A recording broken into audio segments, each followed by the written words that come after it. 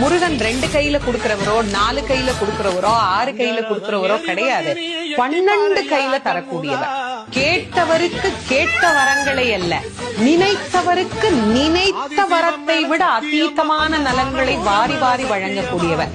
அவர் 12 கையில கொடுப்பார், வாங்குறதுக்கு நமக்கு தான் 2 கை பத்தாது. அப்பேற்பட்ட வள்ளலாக விளங்கக்கூடியவர் முருகப்பெருமான்.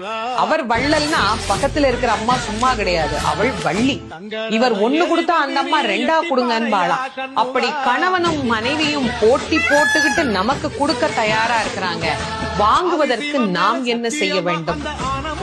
அவரை நினைக்கணும். எப்படி நினைக்கணும்? அரை நிமிஷமாவது நினைக்கணும். அரை நிமிஷம் எப்படி நினைக்கணும்? எனக்கு கொடுப்பாரு, எனக்கு கொடுப்பாரு, எனக்கு கொடுப்பாருன்னு நினைக்க கூடாது. முருகப்பெருமானை உள்ளம் உருகி, அந்த உள்ளம் உருகுகிற போதே நமக்கு அப்படியே கண்களில் இருந்து ஆனந்த கண்ணீர் அப்படியே பெருகும். அந்த கண்